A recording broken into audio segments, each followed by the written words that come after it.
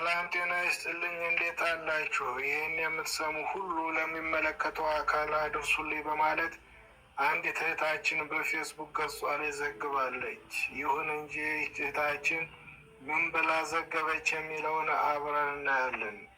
በምስሉ ላይ የምትመለከቷቸው ህጻናት በግፍ የተገደሉና የታረዱ ናቸው። የተገደሉትም በማንነታቸው ብቻ ኦርቶዶክስ ስለሆኑ ክርስቲያንን ለማጥፋት ሆን ብሎ የሚፈጸም ነው። ግን ታላላቅ የሃይማኖት አባቶች ያሉባት በምትባል ሀገር ይህ ሁሉ ግፍ ሲፈጸም በእውነት ያሳዝናል። በየጊዜው ኦርቶዶክሶች በየቦታው ይታረዳሉ። ግን የሃይማኖት አባቶች ለምን ይሆን ዝም ብለው የሚመለከቱ? ለመንጋው ኃላፊነት እንዳለባቸው ምን ነው ዘነጉ?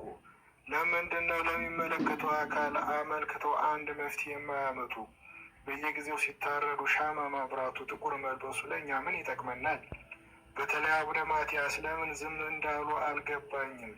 አቡነ ማትያስ ከእግዚአብሔር በታች ለመንጋው ኃላፊነት እንዳለቡ እያወቁ ለምንድነው ዝምታን የመረጡ? በማለት ጥልቅ ሐዘኗን ገልጻለች።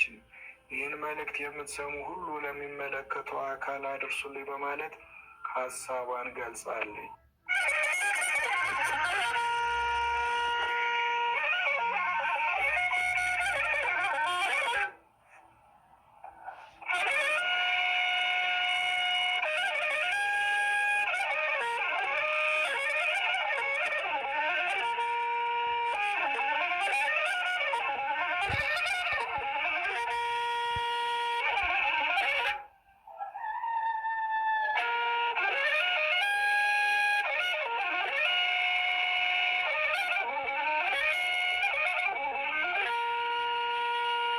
you